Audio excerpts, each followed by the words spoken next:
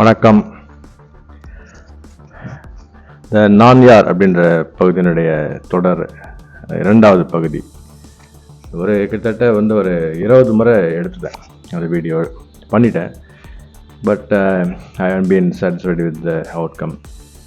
என்னென்னு தெரியல, அதால் அதை ஸ்கிப் பண்ணி திருப்பி பண்ணி ஒரு 20 times ஐ ஆம் போர்ட் வித் தட். அதால் இப்போ நான் யாருன்னு சொல்கிறத விட டைரெக்டாக வீடியோவில் போயிடலாம், அது நல்லாயிருக்கும். அது இப்போ இந்த வீடியோ பார்க்குறதால உங்களுக்கு நிறைய கர்மா கழியும், எப்படின்னா நகைச்சுவையாக மாறும். அதுதான் இப்போ மெயினாக ஏன்னா நகைச்சுவை ஃபேக்ட். கர்மான்றது நீங்கள் எந்த வழியில் பார்க்குறீங்கன்றதை பொறுத்தது. ஒருத்தர் அடிக்கும்போது எனக்கு அது நகைச்சுவையாக தெரிஞ்சுன்னா அது நகைச்சுவை, கர்மா கிடையாது. நான் எப்படி எடுத்துக்கணும் அதுதான். அவர் அடிக்கிறது அவர் சாதாரண சொல்லு கூட என்னை பயங்கரமாக வேதனைப்படுத்துச்சுன்னா அது கர்மா, அது அவருக்கு தண்டனை உண்டு. இது நல்லா புரிஞ்சுங்க.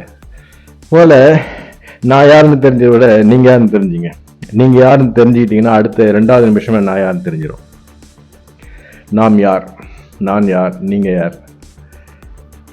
நம்ம நினைக்கிறோம் நம்ம பார்க்குற விர்ச்சுவல் வேர்ல்டு அம்மா அப்பா குழந்தைங்க, சகோதரன் சகோதரி, மனைவி, மக்கள், பக்கத்து வீட்டுக்காரங்க, எதிர் வீட்டுக்காரங்க, சொந்தக்காரங்க, அவ்வளோதான். This is the world we live in. இது மட்டுமே உலகம் இல்லை. கடவுள்ன்றத சக்தியை பற்றி சொல்லணுன்னா பிரம்மாண்டமான சக்தி.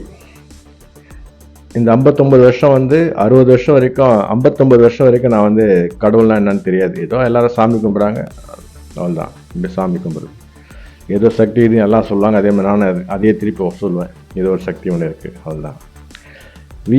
அந்த ரியலைசேஷன்றது கிடையாது. 59 இயர்ஸ் டோட்டலாக பிளாக் அவுட். எல்லா மக்களும் அப்படி தான் இருக்கிறாங்க, பெரும்பாலான மக்கள் அப்படி தான் இருக்கிறாங்க. ஏதோ ஒரு சக்தி இருந்தால் எல்லாமே சொல்லுவாங்க இல்லையா, கடவுள் இருக்கிறதா எனக்கு தெரியாது, ஆனால் ஏதோ சக்தி இருக்குன்னு சொல்லுவாங்க. இதே தான் எல்லோரும் சொல்கிறது. உணர்ந்து சொல்கிறாங்களா இல்லையா, உணராமல் சொல்கிறாங்களா, சொன்னதை சொல்கிறாங்களா அப்படின்றது தான் கேள்வி. இப்போ நான் உட்காந்து போல்டாக உங்கள் முன்னாடி உட்காந்து நான் சொல்கிறேன்னா உணர்ந்துனா எப்படின்னா அறிவால் உணர்றது ஒன்று, உணர வைக்கப்படுதல் ஒன்று. அறிவால் உணர்றது தப்பாகவும் இருக்கலாம், சரியாகவும் இருக்கலாம். ஏன்னா all the solutions are based on the facts we receive or we have. If you don't have facts, the outcome or the result would be deviated. கரெக்டா? விளைவுகள் தகவல் சரியான தகவல் இல்லைன்னா அது பேஸ் பண்ணி நம்ம எடுக்கிற முடிவுகள் சரியாக இருக்கிறதுக்கு வாய்ப்பு இருக்காது. ஸோ அறிவால் உணர்றது வேற, உணர வைக்கப்படுதல்ன்றது வேற. உணர வைக்கப்படுதலுக்கு நாம் தகுதியானவர்களாக இருக்க வேண்டும், அல்லது அந்த தகுதி வரும் வரை எந்த சக்திகளோ, ஆத்மாக்களோ, அந்த ஹோலி சோல்ஸ்லாம் சொல்லுவாங்க இல்லையா, ஹோலி ஸ்பிரிட்ஸ், அல்லது கடவுள், தெய்வம், சிவனாக இருக்கட்டும், முருகனாகட்டும், திருமாலாக இருக்கட்டும், அல்லாவாக இருக்கட்டும், what are the name we call them. இது ஒரு குறிப்பிட்ட மெச்சூரிட்டி வர வரைக்கும் அவைகள் காத்து கொண்டிருக்கின்றன. அல்லது இது என்னுடைய லைஃப்பை நான் அனலைஸ் பண்ணுறது ஆங்கிள் இது ஒன்று. எது ஏன் 59 இயர்ஸ் கழிச்சு 60th இயரில் they produced, they gave me all the facts அப்படின்னும் போது பார்க்கும்போது நிறைய ப்ரப்போசல்ஸ் வந்துச்சு மைண்டில் எனக்கு. ஐ மீன் நிறைய டெசிஷன்ஸ், சொல்யூஷன்ஸு. இதுதான் கரெக்ட். இதனால தான் இந்த 15 இயர்ஸ் ஏன் பிளாக் அவுட்டாக இருந்தது லைஃப், எனக்கு எதுவுமே தெரியாமல். அது சராசரி மனுஷனுக்கு தெரிஞ்சது கூட எனக்கு தெரியாமல் இருந்தது நிறைய விஷயங்களை. நீங்கள் இன்ஸ்டிங்க்ட் வைஸை நான் பேசலை, நல்லா புரிஞ்சுங்க, தவறாக புரிஞ்சிக்காதீங்க. நிறைய தவறாக புரிஞ்சே லைஃப் எனக்கு பாதிக்கப்பட்டது மற்றவங்களால. இன்ஸ்டிங்க்ட் வைஸ் சொல்ல நான் இன்ஸ்டிங்க்ட் வைஸ் இல்லை, அவேர்னஸ். என்ன அவேர்னஸ்? அதுவும் இன்ஸ்டிங்க்ட் வைஸாக கிடையாது. நான் சொல்லலாம் ஒருத்தர் ஏன் இப்படி பிஹேவ் பண்ணுறான்றது காரணம் தெரியாமல் இருக்கா. நம்ம நல்லதானே சொல்கிறோம், ஏன் அவர் புரிஞ்சிக்க மாட்டான்னு. அவருடைய பொசிஷனில் இப்போ இருந்து பார்க்குறதுன்றது ஒரு சில பேர், எல்லாரும் கிடையாது. அந்த சக்தி கடவுள் சின்ன வயசுல கொடுத்துட்டார். ஒருத்தர் பேசும்போது அவன் நல்லவங்களா கெட்டவங்களான்றதை புரிஞ்சுக்கிற சக்தி சின்ன வயசுல கொடுத்துருக்காரு, எச்சரிக்கையாக இருக்கிறதுக்காக. அவங்க என்ன எதிர்பார்க்குறான்றது அவங்க பார்வையிலேருந்து ஈஸியாக புரிஞ்சிடும். அதை சொல்ல வரல. நம்ம உடன் பிறந்தவர் அல்லது மனைவியோ மக்களோ அல்லது தாய் தந்தை இவந்தில் வந்து அவங்க நல்லதுக்காக சில விஷயம் சொல்லுவேன். ஆனால் அவங்களால அதை ஏற்றுக்க மாட்டாங்க, ஆப்போசிட்டாகவே முடிவு பண்ணுவாங்க. நான் என்ன செய்ய நினைச்சு அவங்க செய்வாங்க, அதை நான் செய்யக்கூடாதுன்னு எதிர்பார்ப்பாங்க. இது வந்து ஏன்ற காரணம் வந்து 59 வருடங்கள் எனக்கு புரியாமல் இருந்தது. அது வந்து இந்த க்ளோஸ் குவார்ட்டர்ஸில் இருக்கவங்க வந்து நான் ஸ்டெபிலைஸ் ஆகக்கூடாதுன்றதுல ரொம்ப இது வந்தாங்க. அது வாய் விட்டே சொன்னாங்க. அது இப்போ 30-40 வருஷம் கழிச்சு இன்றைக்கி சொல்கிறாங்க. அதை நான் வந்து மனசு வேதனைப்பட்டால் அது அவங்களுக்கு கஷ்டம் வருதுன்றது அவங்களுக்கு புரிஞ்சுட்டாங்க. அது இது எனக்கு வேதனை இல்லை, இந்த சமுதாயம் வந்து நல்லா இருக்கணுன்றது மட்டும்தான் என்னுடைய பாயிண்ட் ஆஃப் வியூவில் இருந்தது. எனக்கு வந்து ஆசைகள், பேராசைகள், இதெல்லாம் வந்து நிராசை எதுவுமே கிடையாது. அந்த இதுவே இல்லை எனக்கு என்ன தேவைன்றது நல்லா எனக்கு தெரியும். எனக்கு அதெல்லாம் வந்து இந்த ஆத்மாக்களோ அல்லது கடவுளோ ஏதோ நமக்கு ஒரு விஷயங்களை சொல்ல வருதுன்னா வந்து அது குறிப்பிட்ட காலம் எடுத்துக்குது. எல்லாரும் விஷயத்துல வந்து வேற, என் விஷயத்துல வேற. அது எனக்கு வந்து 59 இயர்ஸ் டோட்டலாக வந்து யூஸ், அது எந்த இதுவுமே இல்லாமல் இருந்தது. ஆனால் என்னுடைய புரிதல் இருக்கு, நான் இந்த உலகத்தை பற்றி என்ன ஒரு பர்ஸ்பெக்டிவ்ஸ் வச்சுருந்தேன்றதை வச்சு பேஸ் பண்ணி தான் நான் வந்து இந்த CISSன்ற கோர்ஸை வந்து நான் டிசைன் பண்ணேன் 25 இயர்ஸ்க்கு முன்னாடி. அது ரொம்ப 89-90லேயே நான் க்ரியேட் பண்ணது ஆக்சுவலாக. அது அப்படியே வந்து டெவலப் ஆகி அது வந்து 2004 வந்து ஒரு வெப்சைட்டோட ஸ்டார்ட் பண்ணேன். இந்த ஒன்று தான் வந்து லைஃப் எனக்கு வந்து ஒரே ஒரு எய்ம் மட்டும்தான். லைஃபே அது ஒன்று தான், வேறு எதுவுமே இல்லை. மற்றபடி வேறு எந்த விதமும் ஆசைகளும் கிடையாது. இந்த இன்ஸ்டிங்ஸை வந்து இந்த ஆத்மாக்கள் வந்து அடக்கி வைப்போம், திடீர்னு இது பண்ணும். இன்ஸ்டிங்ஸ் நான் சொல்கிறது உங்களுக்கு புரியுது இல்லையா? நான் ஒரு மேலுன்னா மேல் இன்ஸ்டிங் இருக்கும். இந்த மேல் இன்ஸ்டிங்க்டை வந்து அடக்கிறதோ ஒடுக்கி வைக்கிறதோ நான் செய்யறது கிடையாது. அல்லது வந்து அதை தலைவலி கோலமாக ஆட வைக்கணும்னு முயற்சி பண்ணது ஆத்மாக்களுடைய வேலையாக தான் தெரிஞ்சுது. அது நம்ம சுற்றிக்கிற ஆத்மாக்கள் நேராக வந்து செய்யாது. நம்ம சுற்றிக்கிற மனிதர்கள் என்ன நினைக்கிறாங்களோ அது ஆத்மாக்கள் செய்யும். எந்த மனிதர் கண்ணில் நம்ம படுறோமோ அவர்கிட்ட என்ன மாதிரியான ஆத்மாக்கள் அவர்கிட்ட இருக்குதோ, அவரை சுற்றி இருக்குதோ, அவர் என்ன நினைக்கிறாரோ அந்த ஆத்மாக்கள் செய்யும். இதுதாங்க உலகம். நான் தெளிவாக சொல்லிட்டேன். நீங்கள் பழகிற மனிதர்கள்கிட்ட ஆத்மாக்கள் நிறைய உண்டு. யார் ஒன்றா இருக்கலாம், அது நீங்கள் நம்பவே முடியாது, நீங்கள் நினைச்சே பார்க்க மாட்டீங்க. நான் கிட்டத்தட்ட 13 வருடம் ஆய்வு செய்து நான் கண்டுபிடித்த உண்மைகள் இது. இதில் வந்து என்னை மையமாக வைத்து இது வந்து இங்கிலீஷில் வந்து இந்த ஈகோயிஸ்ட் நான் ஏற்கனவே சொல்லியிருக்கேன் ஒரு வீடியோவில். ஈகோயிஸ்ட், ஈகோசென்ட்ரிக், ஈகோமேனியாக்கன். ஈகோசென்ட்ரிக்னா தன்னை வைத்து தான் உலகம் இயங்குது அப்படின்னு நினைக்கிறது ஈகோசென்ட்ரிக். ஈகோன்னா வந்து ஐடி, செல்ஃப். சென்ட்ரிக்னா தன்னை வைத்து மையமாக அர்த்தம். ஈகோமேனியாக்னா நான் தான் உலகம்னு நினைக்கிறது. அவங்க மேடையில் வந்து ஒரு சேர் தான் இருக்கும், அவங்க மட்டும் தான் உட்காருவாங்க. ஈகோமேனியாக் புரியுது இல்லையா உங்களுக்கு? ஸோ ஈகோசென்ட்ரிக்னு தன்னை வைத்து மையமாக இயங்குது. இதெல்லாம் வந்து சைக்காலஜியில் வர வேர்ட்ஸ். இது எதுக்கு சொல்ல வரேன்னா, I should not be deemed to be or I should not be considered to be an egocentric. இது வந்து ஒரு ஃபியர் இருந்தது. I am not an egocentric. நான் வந்து என்ன மையமாக எதுவும் நடக்கலை. ஒரு சில வட்டத்தில் என்ன அப்படியே நினச்சேன். நான் அப்படி நினைக்கிறதா அப்படி சொல்கிறதா நீங்கள் நினச்சிங்கன்னா அதே சுச்சுவேஷன் நீங்கள் இருக்கீங்கிறத புரிஞ்சுங்க. உங்களை மையமாக வச்சு ஒரு நிறைய ஆக்டிவிட்டிஸ் நடக்கும், ஆத்மாக்கள் செய்யும் நிறைய. புரியுங்களா? இது வந்து ஜனநாயக நாடு. ஜனநாயக நாட்டில் ஒருத்தருக்கு நல்லது செய்தோ கெட்டது செய்ததுன்றது கிடையாது. ஆக்சுவலாக வந்து அதாவது கெட்டது செய்தது என்னன்னா, ஒருத்தன் வந்து பொறாமப்படுறான்னு வச்சுங்களேன் என் மேலே. அவன் வந்து ரொம்ப பலகீனமான சூழ்நிலை இருக்கும்போது அவனை மேலே டார்ச்சர் கொடுத்து, பார்த்தியா முத்துராமன் எப்படிங்கிறான், பார்த்தியா அவன் எவ்வளோ டேலண்ட் ஆகிறான், பார்த்தியா எவ்வளோ பிரில்லியன்ட், எவ்வளோ நாலேஜ், எப்படி பைக் ஓட்டுறான், பார்த்தியா எவ்வளோ இப்படிலாம் வந்து சொல்லும்போது மனதில் வந்து பாதிப்பு ஏற்படும், கண்டிப்பாக ஏற்படும். இப்போ தான் அது கம்பேர் பண்ணக்கூடாதுன்னு சொல்லுவாங்க குழந்தைங்கள. இது சின்ன வயசில் கம்பேர் பண்ணிட்டாங்க வச்சுங்களேன், அது வந்து கடைசி காலம் வரைக்கும் அது மனசில் இந்த பாதிப்பு இருந்துனே இருக்கும். அவன் என்ன அவ்வளவு நம்ம வந்து மட்டம் நினைக்கிறான். The same way we would have been also treated that way, but we would not care about it. I didn't care. இதே மாதிரி நினைக்கிட்ட அவங்கள பற்றி சொல்லுவாங்க எல்லாம் சொல்லுவாங்க, நான் கேர் பண்ண மாட்டேன். Because I knew myself that they are what to say, they were about to be doomed. நல்லாவே தெரியும். Because the people were going the wrong route. அவங்கள பற்றி நம்ம கிட்ட உயர்வாக பேசி நம்மளை வந்து இந்த உலகம் ஏன் அப்படி செய்யணும், நம்மளை வந்து ப்ளோ அப் பண்ணி நம்மளை மேலே ஏற்றி வர்றதுக்கு. அவன் அப்படியா, நானும் செய்கிறேன் பார் அப்படின்னு நம்ம செய்வோம் இல்லையா? இது சின்ன பசங்க கேம், இது சின்ன பசங்கிட்ட நம்ம செய்கிறது அது. ஆனால் அது நெகட்டிவான எஃபெக்ட் உருவாக்கும். யார்கிட்ட நெகட்டிவான எஃபெக்ட் உருவாக்கும்னா பலகீனமானவங்ககிட்ட நெகட்டிவான எஃபெக்ட் உருவாக்கிடும். அவங்ககிட்ட பொறாமை இந்த மாதிரி தீய குணங்கள்லாம் வந்து மனசில் பதிய ஆரம்பிச்சிடும். இது வந்து நான் வாழ்க்கையில் பார்த்துருக்கேன். நான் தான் சொன்னேன் இல்லையா அவங்களுக்கு, சில விஷயம்லாம் மற்றவங்க செய்ய மாட்டாங்க, அது ஆப்போசிட்டாக செய்வாங்க. முத்துராம சொல்றானா, என்ன சொல்றான் பாரு, அதுக்கு ஆப்போசிட் செய். இப்படிதான் இந்த மாதிரி லெவல்ல போகும்போது தான் வந்து இது இஸ் கிரானிக் ஸ்டேஜ் இல்லையா? இது வந்து இதுக்கு மேல வந்து நம்ம வந்து ரிஸ்க் எடுக்க முடியாது. நல்லதே சொல்றது பயமா இருக்கும். ஆனா அதுதான் தேவை. கடவுளுக்கு என்ன தேவைன்னா, நீ எதுவும் பேசாத, you take your care of your life. அப்படி வந்து கடவுள் நினைக்கிறா வச்சுங்களேன், அது நம்ம ஏற்றுக்க முடியாது. சில விஷயங்கள் ஏற்றுக்க முடியாது. அது ஈகோன்னு சொல்ல வரல. அது நல்லது சொல்லணும் அப்படின்றது வந்து தர்மம். நல்லது நினைக்கிறோம், நல்லது சொல்லணும், இது தர்மம். ஒரு நாட்டில் இந்த பிஜேபியோ இல்லை திமுகவோ இல்லை காங்கிரஸோ தவறு பண்ணும்போது அல்ல நல்லது பண்ணும்போது பாராட்டுறோம், தவறு பண்ணும்போது கண்டிக்கிறோம், இது தர்மம். இது வந்து ஜனநாயக நாடு. இதே வந்து நார்த் கொரியாலேயோ இல்லை வந்து வேற என்ன ஒரு பாகிஸ்தான்லையோ பங்களாதேஷில் போயிட்டு நம்ம பண்ண முடியாது. இங்கே பண்ண முடியும், நமக்கு உரிமை இருக்குது. புரியுங்களா? அதனால தான் ஒரு ஆத்மா வந்து ஒருத்தனுக்கு நல்லது செய்யணுமா கெட்டது செய்யணுமா, நல்லதா கெட்டதான்றது வந்து என்னன்னா, இப்போ ஒருத்தர் வந்து என்ன ஒருத்தர்கிட்ட வந்து என்னை பற்றி ஒருத்தர் சொல்றாரு. என்ன சொல்றாரு? மகா கர்விடாவன் அப்படின்னு.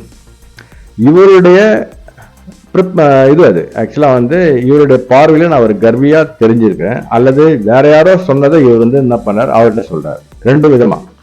ஒன்று, இவர் பார்வையில் நான் கர்வியா தெரிஞ்சிருக்கேன், நான் பேசுற பேச்சு அல்லது வந்து என்னுடைய செயல்பாடுகள்லாம் வந்து அவருக்கு என்ன மாதிரி ஃபோர்காஸ்ட் பண்ணிக்குது. அவர்கிட்ட என்னை வந்து ஒரு கர்வியா அவர்கிட்ட கேஸ்ட் பண்ணிக்குது. அவர் என்ன பண்ணார், அதை அவர் சொல்றாரு வச்சுங்களேன். அவருக்கு என்னை பற்றி ஒன்றுமே தெரியாது, தூரத்தில் வண்டியில் போகும்போது பார்த்துருப்பார். ஆனால் அவர் மனசில் வந்து என்ன கர்வின்றது ஸ்டாண்டர்டாக ஃபிக்ஸ் ஆகிட்டு இருக்கும். அதுக்கப்புறம் வந்து ஒரு மாதம் 2 மாதம் கழிச்சு எங்கிட்ட பழக வேண்டி வரும்போது அவர் வந்து அந்த கண்ணாடி போட்டு தான் பார்ப்பார். எப்படி? கர்வின்ற கண்ணாடி போட்டு. நான் இது பேசினாலும் வந்து அதை அனலைஸ் பண்ணுவார். What ever I speak that would be subject to the analysis. என்ன அனாலிசிஸ்? கர்வத்தை பேஸ் பண்ணதா இல்லையா? புரியுங்களா? இதில் வந்து if is intelligent enough you would find out it is not fact. ஆனால் அவருக்கு அந்தளவு உலக அனுபவம் இல்லைன்னு வச்சிங்களேன், தப்பித்தவரி அவர் நெகட்டிவ் சைடில் அவர் ஸ்ட்ராங்காக மனசில் பதிஞ்சு போச்சுன்னா, அல்லது நானே வந்து அவருக்கு வந்து கர்வி மாதிரி காமிச்சிட்டு இருந்தேன்னா தெரியாமல், அவள் தான். ஒருவேளை என்னைக்குன்னா ஒரு நாள், அதுக்கு ஒரு 4 நாள் 5 நாள் கழிச்சு, இல்லை 1 மாதம் 2 மாதம் கழிச்சு இவர் மனசு புண்படுற மாதிரி என்ன சொல்லிட்டேன் வச்சிங்களேன், இவருடைய பேக்ரவுண்டில் இருக்கிற ஃபோர்ஸஸ் நல்லா ஞாபகம் வச்சுங்க. இந்த ஜனநாயக நாட்டில் வந்து யார்கிட்ட ஒன்றும் வந்து அந்த சட்டம் கான்ஸ்டியூஷன் அப்படி தான் எழுதிக்குது. யார்கிட்ட ஒன்றும் வந்து யார் ஃபிட்டோ யார் கரெக்டாக இருக்கிறதா மற்றவங்களாம் சொல்லப்படுகிறாங்களோ அவங்க வந்து அவங்கள மேலே தூக்கி விடும் இந்த ஆத்மாக்கள். இதுதான் வந்து கான்ஸ்டியூஷன் படி ஒர்க் பண்ணுறக்கூடிய ஆத்மாக்கள்லாம் உண்டு. They are called pillars of constitution. அதெல்லாம் சாதாரண ஆத்மாக்கள் கிடையாது. 50 60 வருஷமா 70 வருஷம் 80 100 வருஷமா இந்த பூமியிலேயே அது. ஏன்னா இறக்கிற தருவாய் வரைக்கும் சுதந்திர இந்தியாவை பார்க்கணும் அப்படின்னு தாகத்தோட வெறியோட செத்து போனவங்க எவ்வளோ பேர் இருப்பாங்க. புரியுங்களா? அவங்க ஆத்மாக்கள்லாம் வந்து இந்த மக்களை கைட் பண்ணணும், இந்த மக்கள் இவ்வளோ முட்டாளாக, இவ்வளோ கோழையாக இருக்காங்க, இவ்வளோ பயந்தாங்களையாக இருக்காங்களே, இவ்வளோ அறியாமையில் இருக்காங்களே, இவங்களெல்லாம் தெரிய வைக்கணும், சொல்லித்தரணும், உலக நடப்பை பற்றி சொல்லணும் அப்படின்னு சொல்லிட்டு அவங்க இறந்துருப்பாங்க சாகிற வரைக்கும். அது நிறைவேறாமல் அந்த ஆத்மாக்கள் அது நிறைவேற வரைக்கும் அந்த ஆத்மாக்களுக்கு சாந்தி கிடைக்காது. ஆனால் அதை பற்றியும் கவலையும் படாது. அந்த ஆத்மாக்கள் வந்து எங்கெல்லாம் அறியாமல் இருக்குது, எங்கெல்லாம் மூடத்தனம் இருக்குது, அங்கெல்லாம் வந்து அவங்களுக்கு வந்து அந்த அது எப்படி வந்து தெரிவிக்கன்னா வந்து those souls try to involve us into some kind of problems. நம்மளை வந்து பிரச்சனைகளில் மாட்ட வைக்கிறது. நம்ம வந்து பிரச்சனைகளில் மாட்ட வச்சாதான் நமக்கு வந்து விழிப்பு கிடைக்கும், அந்த அவேர்னஸ் கிடைக்கும். அதுக்காக தான் வந்து ஆத்மாக்கள் செய்யறத வழியை நம்ம தொல்லை நம்ம என்ன பண்ணோம். நான் கூட எனக்கு எவ்வளோ கஷ்டம் ரொம்ப திட்டுவேன், மகா அசிங்கமான வார்த்தைகள்லாம் சொல்லி திட்டுவேன். ஏன்னா நம்ம அந்த எண்ணத்தில், அதாவது ஏபிசிடி ஒருத்தன் லிட்ரேச்சர் படிச்சிருக்கான்னு வச்சிங்களேன், ஒரு பிஏ லிட்ரேச்சர், அவனுக்கு ஏபிசிடி கற்று கொடுத்து டார்ச்சர் பண்ணியிருந்தா அவனுக்கு கோவம் வருமா வராதா? இது கூட நீங்கள் கூட ரியலைஸ் பண்ணியிருக்கலாம். இதே தான் வந்து வாழ்நாள் ஃபுல்லாக எனக்கு இதே தான் வாழ்நாள் ஃபுல்லாக டீச் பண்ணி எல்லாம் போகிற வரவங்கலாம் டீச் பண்ணி அவனுக்கு ஒன்றும் தெரியாதுப்பா அப்படின்னு அவனை ஒருத்தர் சொல்லிட்டான். அவன் அப்பா வைப்பா அவனுக்கு ஒன்றும் தெரியாது, பாவையா மெச்சூரிட்டி இல்லை அவனுக்கு, அவள் தான் போச்சு. உங்களை மெச்சூரிட்டி வர வைக்கிறதுக்கு போகிற வரவெல்லாம் அவன் ட்ரை பண்ணுவான். அதில் ஏகட கடமை போய் விழுங்க. நீங்கள் எதில் விழு அவன் அந்த பிரச்சனைகள்லாம் நீங்கள் போய் மாட்டிப்பீங்க. இதெல்லாம் உண்டு. ஸோ இதெல்லாம் வந்து பேசவே கூடாது அப்படின்னு அர்த்தம் இல்லை, பேசாமல் இருக்க முடியாது. தேவையான பேசணும், தேவையில்லாம முகத்தில் உணர்ச்சிகளை காமிக்கக்கூடாது, வெகுளியாக இருக்கக்கூடாது, வெகுளியாக பேசக்கூடாது. இதெல்லாம் வந்து என்னுடைய பலகீனங்கள். இது பலகீனம் மட்டும் இல்லை, இதெல்லாம் வந்து இன்டியூஸ்டு. இது எப்படி உருவாச்சுன்னா என்னுடைய கதைன்னு பார்க்கும்போது நான் யாருன்றது அதுதான். ஆக்சுவலாக நம்ம ஸ்டோரின்றது நான் இதெல்லாம் இப்போ சொல்ல வந்த விஷயம்லாம் கிடையாது. இதெல்லாம் வந்து பொதுவாக என்னுடைய எனக்கு கிடைத்த தகவல்களை நான் வந்து உங்களுக்கு வந்து பகிர்ந்து கொள்கிறேன். இது வந்து நான் ஒரு என்னுடைய கதைன்னு பார்த்தீங்கன்னா வந்து it goes about some 450 years, 450 வருடம்.